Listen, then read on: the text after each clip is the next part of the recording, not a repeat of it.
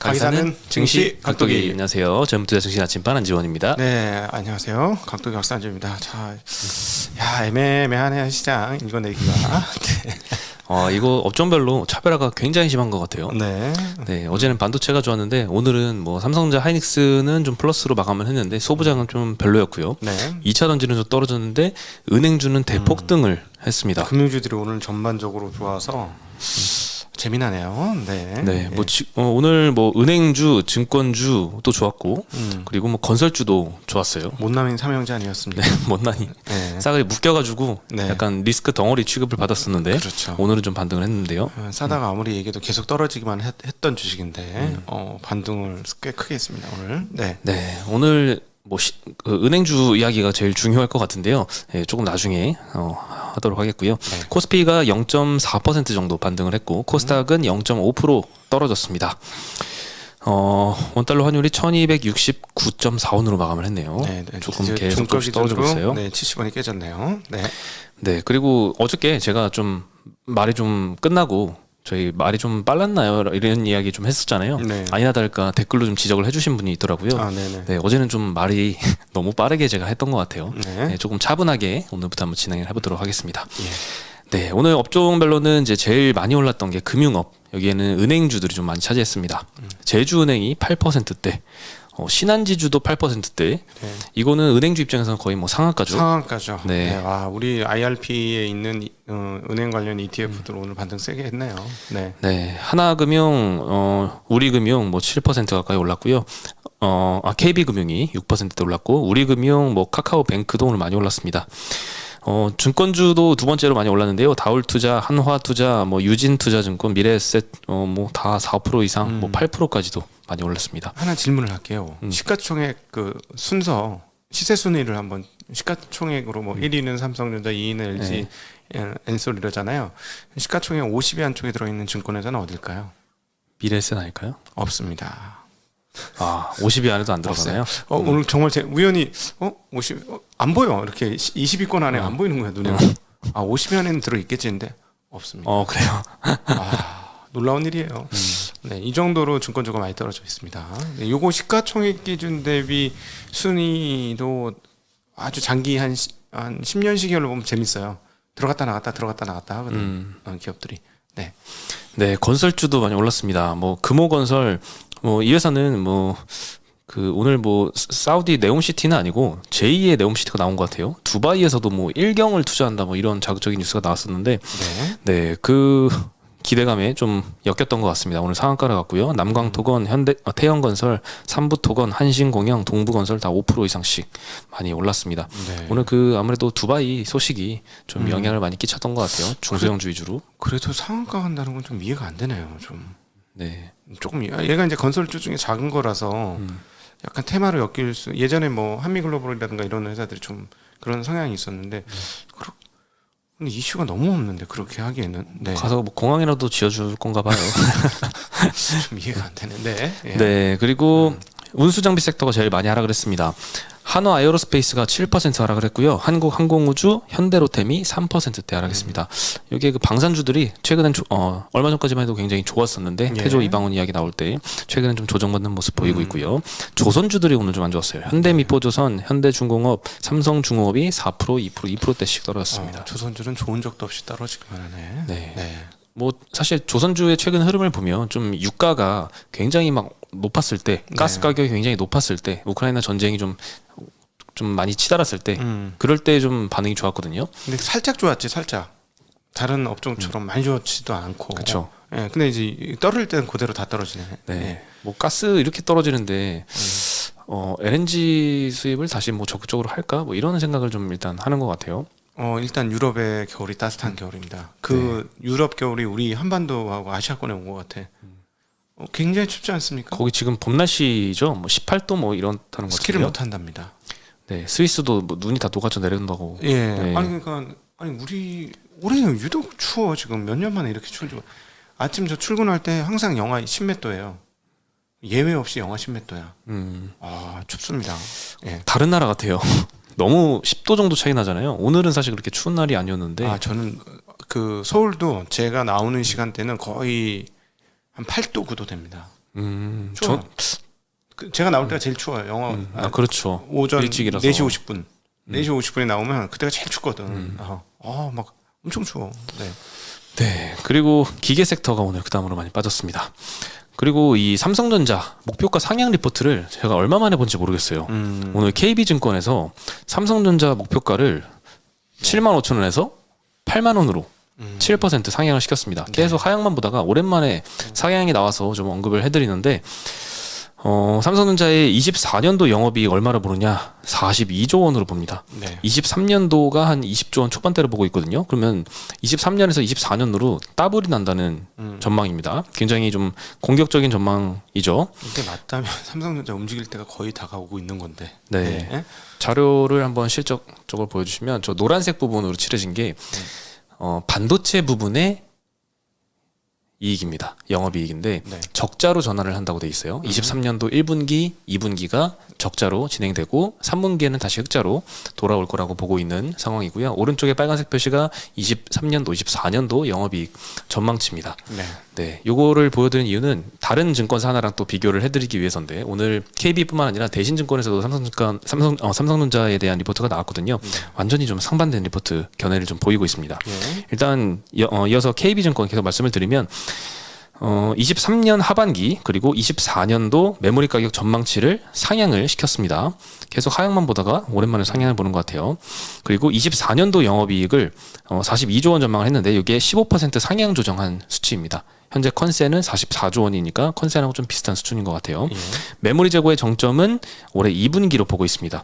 그리고 특히 삼성전자의 23년도 메모리 설비 투자가 기존 계획 대비해서 한 15% 정도 축소될 것이다라고 전망을 하고 있습니다. 네. 요 기대는 꺾이지 않는 것 같아요. 삼성에서 뭐 아니다 계속 투자한다 했는데 투자 줄일 거야라고 시장에서는 계속 보고 있는 것 같습니다. 그 이유는 23년도 상반기에 아까 표에서 보여드렸다시피 메모리 부분 적자가 14년 만에 적자가 예상이 되기 때문에 캐펙스 투자를 줄이지 않을 수 없을 것이다라고 전망을 하고 있고요. 네. 과거의 주가 패턴도 한번 분석을 한 것 같아요. 재고 정점을 기록하는 시점보다 주가 반등이 한 분기 빠르게 일어났다고 합니다. 대체적으로 그러겠지. 네. 그래서 메모리 재고 정점 후에는 9개월 동안 주가 상승률이 예전엔 한 25에서 80% 상승을 기록을 했다고 합니다. 네. 그래서 이대로라면 재고 정점이 2분기라고 예측을 했잖아요. 그럼 1분기부터 주가가 반등한다는 거죠. 1, 2, 3월 언젠가부터. 네. PBR 밴드로 봐도 역사적 하단 1.1배 이기 때문에 반등을 기대할 시점이다라고 평가를 했고요. 이제 정반대의 견해 한번 보여드리겠습니다. 대신증권인데요. 24년도 영업이익 앞에서 KB가 42조 원 전망했잖아요. 네. 여기는 13조 원 전망했습니다. 네.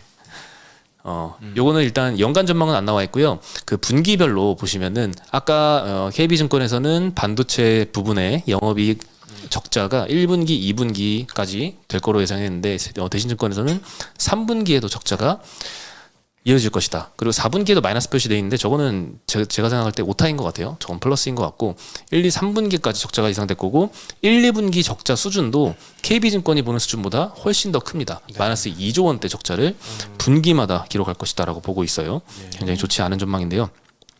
KB증권의 24년도 영업이익 전망과 괴리가 한 30조나 납니다. 굉장히 아직 의견이 많이 벌어져 있는 상태예요. 목표가는 65,000원 유지를 했고요. 그리고 23년도 영업이익 전망이 17.5조 원이거든요. 대신에선 네. 24년도 영업이익 전망이 13.4조 원이니까 앞서서 이제 KB증권은 23년 대비 24년에 더블 할 거다라고 보고 있었는데 여기선 대신에선 추가적으로 24년도에도 또 감소할 거다라고 보고 있는 거죠. 2년이나 네, 아직 견해가 좀 많이 다릅니다. 휴대폰이 안 팔려야 돼. 네, 최소한 올해 상반기까지는 경쟁사들의 공급 조절에 동참할 가능성은 제한적이다. 네. 그리고 반도체 부분 적자가 올해 1분기부터 3분기까지 이어질 것으로 보고 하반기에나 공급 조절이 가능하다라고 보고 있습니다. 네, 상당히 보수적으로 보고 있는 건데 오늘 하이닉스 리포트도 대신증권에서 냈거든요. 보니까 23년도 영업이익 마이너스 6조 원 전망을 하고 있더라고요. 컨센은 지금 마이너스 2조 원대까지 내려간 상황입니다. 근데 24년도도 적자일 걸로 예상을 하고 있어요. 마이너스 2조 원. 지금 컨센은 플러스 6조거든요. 하이닉스가. 네. 와, 근데 23년도에 6조 적자 보고 24년도에 2조 적자 보면 누적해서 8조 원 적자입니다. 그렇죠. 네, 이건 엄청나게 안 좋게 지금 보수적으로 보고 있는 상황인 것 같아요. 그래도 뭐 감가상각이 있으니까 회사는 잘 돌아가긴 할 겁니다. 현금 흐름상으로 나쁘진 않을 거긴 하지만 이런 굉장히 기록적인 일이죠. 설비 증설을 할 수 있는 여력이 상당히 줄어든다는 얘기죠. 2년 연속 이렇게 되면. 네, 진짜 치킨 게임 당하는 건데. 그렇죠. 삼성전자가 과연 캐펙스를 줄일 것이냐, 안 줄일 것이냐 좀 관건인 것 같습니다. 하이닉스의 실적은 삼성전자가 어떻게 하느냐에 상당히 많이 영향을 미치겠죠. 하이닉스도 저기 마이크론도 마찬가지고. 네. 그리고 은행주 이야기가 오늘은 좀 핵심인 것 같아요. 주주 환원 기대감 때문에 이렇게 네. 많이 오른 거다라고밖에 설명을 할 수가 없습니다. 그 뉴스를 보니까 그 정부에서 최근에 부동산 규제를 풀었잖아요. 네. 그래서 대출이 많이 늘어날 걸로 보기 때문에 뭐 실적 증가 기대감 때문에 올랐다 이렇게 써 있기도 한데 그거 가지고는 8%대 신한지주 급등을 설명할 수는 없을 것 같고요. 리스크도 커지는 건데 그거는. 네. 네, 아무래도 이제 최근에 온라인 파트너스에서 시중은행에다가 이제 주주 환원 좀 많이 해라라고 요구도 했는데 신한지주에서 2일 경영 포럼을 열었는데 그때 주주 환원책을 네. 발표했습니다. 이게 아마 가장 핵심적인 소식인 것 같아요. 제가 지난번에 한번 어디서 하는 포럼을 들었는데 할 것 같습니다라고 얘기했던 게 바로 여기죠. 네. 근데 참 제가 느낀 게 시장엔 너무 똑똑한 사람들이 많은 것 같아요. 네. 네. 신한지주에서 경영 포럼에서 네. 이제 자본 비율 12% 이상은 전부 다 배당 뭐 주주 환원을 쓰겠습니다라고 했거든요. 네.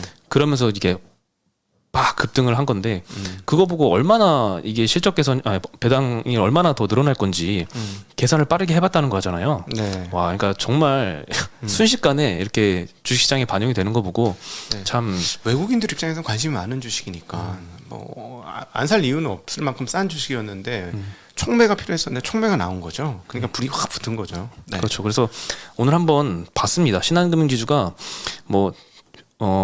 언론에서 나온 자본 비율 12% 이상은 주주 환원하겠다. 근데 그 자본 비율이란 게 도대체 무슨 비율이냐? 부채분의 자본이냐? 아니면 BIS 자기 자본 비율이냐? 자본 비율이라는 걸 되게 다양하게 해석할 수 있는데 봤더니 이제 신한금융지주의 이제 보통주 자본 비율이었습니다. CET1이라고도 불리는데요. 과거 추이를 보시면은 13%대 정도를 유지를 하고 있는데 12% 이상은 배당을 쓰겠다. 12%를 초과한 부분은 주주 환원에 쓰는 것을 원칙으로 하겠다라고 CFO가 발표를 했습니다. 그리고 분기 배당을 지속 확대하고 자사주 소각도 병행하겠다라고 했거든요. CET1 요 보통주 자본 비율이라는 거는 보통주 자본을 위험 가중 자산으로 나눈 수치입니다. 금융당국에서는 이걸 한 10.5% 이상은 유지를 해라라고 규제를 하고 있고요. 신한지주는 이때까지 정책을 평균 13% 유지하는 것을 목표로 해왔었어요. 네, 그러면 이제 너무 올라가면 주주환원으로 좀 써서 13%좀 맞추게 이렇게 해왔던 거죠. 근데 이제는 최근에 발표했던 건 12% 이상이 넘어가면 전부 다 주주환원을 원칙으로 하겠다라고 했으니까 1% 정도를 주주환원을 쓴다라고 볼 수 있겠죠. 그러면 이제 궁금한 게 있죠. 이 위험 가중 자산이 과연 얼마일까? 작년 3분기 기준으로 보니까 300조 원 정도 됩니다. RWA라고 하는 위험 가중 자산이. 네. 네. 그러니까 1%만 해도 한 3조 원입니다. 지금 작년도에 2,000원 정도 배당을 했거든요. 발행 주식수가 5억이니까 곱하면 한 1조 원 정도 현금 배당을 쓴 거예요. 네. 물론 자사주 매입도 했지만 그러면 이전까지는 배당을 1조 원 정도 줬는데 와, 조 단위로 추가로 배당을 할 수 있는 여력이 늘어나는 건가? 이렇게 생각하면은 오늘의 8% 급등이 좀 이해가 되지 않나요? 그렇게까지 많이는 안 할 거고. 물론 그걸 다 하진 않겠죠. 이번에 이제 1,500억 정도 자사 소각을 했잖아요. 그러면은 아마 제 생각에는 이것도 잘 안 줄어들 거예요. 그동안에 이제 은행권들이 보통 배당을 주면 맹간에서는 잘 안 줄이고 그걸 유지하려고 하는 배당 성향을 유지하려고 하는 성향이 있기 때문에 아마 1,500억 이상의 자사주 매입 소각을 하는데 뭐 오늘 신한지만 오른 게 아니고 다른 데도 올랐다는 걸 보면 다른 데도 영향을 받아서 같이 하지 않을까 하는 시장의 기대가 상당히 높은 것 같습니다. 이게 좀 경쟁적으로 은행들이 네. 서로 좀 주주 환원을 더 많이 하는 게 이 기업 가치 높이는데 핵심이다라는 걸 인지를 하고 경쟁적으로 좀 주주 환원율을 좀 높이는 움직임도 좀 나오지 않을까 하는 기대가 되는 것 같아요. 그리고 해외 주식 주주들이 많잖아요. 외국인 주주들이요? 네, 외국인 주주들의 비중이 압도적으로 높은 영역이 여기인데 충분히 기관들이라든가 주주들의 요청은 계속 꾸준히 있어왔을 겁니다. 근데 이제 이번에 신한지주가 되게 좋았던 게 자산 매입 소각을 처음으로 했던 것 같아요. 나 은행에서 자산 매입 소각하는 거 과거 한 적이 있을 것 같은데 기억이 안 나거든요. 근데 이번에 이렇게 하고 이걸 꾸준히 하겠다고 하니까 굉장히 자극제가 될 겁니다. 그리고 이제 중요한 건 뭐냐면 예전에는 어땠냐면은 경영자들이 저희 주가 올리겠습니다. 7만 원까지 올리겠습니다. 10만 원까지 올리겠습니다. 올라갑니다. 주식 사세요. 직원들한테 이랬거든. 다 헛소리였어. 근데 지나보면 오르긴 뭐가 올라 막 3만 원, 2만 원 계속 빠지네. 막 이런 거. 그래서 그 자기 뭐 이렇게 소득공제 받으려고 자기 우리사주 사는 거 있잖아요. 그래서 나중에 되면 배신만 당했네. 뭐 이런 느낌. 직원을 등쳐먹네. 뭐 이런 느낌조차도 있었거든요. 근데 이제 방법이 있는 거죠. 미국에서 하고 있는 자산의 매입소가. 이거는 확실한 방법이잖아요. 주당 가치를 올리는. 그래서 이게 들어왔다는 게 굉장히 의미가 있는 거 아닌가 싶습니다. 그렇죠. 워낙 PR을 한 막 3배 막 이렇게 받는 게 너무 낮게 멀티플이 책정이 되기 때문에 이런 상황에서는 굳이 대출 자산 막 늘려가지고 거기서 얼마 안 되는 ROE 뭐 그런 거 하는 것보다는 주주 환원을 높여가지고 기업 가치 올리는 게 훨씬 더 뭐라 할까요? 합리적인 선택인 것 같습니다. 예. 네, 그리고 은행 PBR이 지금 해외는 한 1.3배 막 이렇게 받고 있는데 국내는 오늘 어제 종가 기준으로 보면 한 0.2배, 0.3배 막 이러거든요. 네. 이 차이가 좁혀진다면 여기서 주가 상승이 얼마나 폭발적으로 일어날까. 그리고 신한지주 제가 또 우리사주도 하고 있잖아요. 소득공제 받는다고 이제 하고 있는데 예전 그 월봉 차트 보니까 2006년도 주가 수준도 아직 회복을 못했더라고요. 네. 와, 그러면 옛날에 재미난 얘기를 우리끼리 한번 해보면은 신한지주가 옛날에 좋은은행이라는 곳을 인수합병했어요. 뭐 젊으신 분들은 잘 모르겠는데 좋은은행이 우리나라 첫 번째 은행이었거든요. 근데 제가 그걸 인수하는 걸 보고 2조인가 들여서 인수했거든요. 근데 명동 중앙에 떡하니 주차장이 엄청 넓은 좋은은행 연수원까지 인수했어요. 어마무시하게 넓어. 빌딩으로 치면은 한 70층짜리 빌딩을 올릴 수 있을 정도로 큰 대지예요. 서울 중앙 항복판에 명동에. 그거는 꽁으로 먹은 거야. 본사 건물도 있어요. 그 롯데 쇼핑 그 건너편 쪽에. 아니 명동 하여튼 을지로 중앙에. 와, 이거 완전 노른자인 거야. 땅값만 해도 내가 보기에는 2조 넘겠다. 이런 생각, 그 옛날에 인수할 당시 이렇게 몇 번 그리고 그 다음에 곳곳에 부동산 거점이 있잖아요. 그렇죠. 그 정도로 은행주들이 쌌습니다. 뭐 여전히 근데 그때 대비해서 뭐 크게 오른 게 없어요. 약간 오른 거밖에. 네. 네. 그래서 좀 앞으로도 좀 많이 늘어났으면 좋겠고요. 오늘 뭐 신한지주 8.4%나 올랐는데 기업은행은 2.7%밖에 안 올랐습니다. 이유는 이제 자본 비율이 여기는 워낙 낮아서 뭐 배당을 추가로 할 여력이 그렇게 뭐 있을 것 같지는 않습니다. 네, 그리고 또 막판에 많이 떨어졌잖아. 작년 연말에. 그거 반등이라고 봐야 되겠죠. 배당을 주고 나서 빼긴 뺐는데 이렇게까지 뺀 적은 처음이었으니까요. 네. 네, 그리고 이제 제2의 네옴시티라고 불러도 될까요?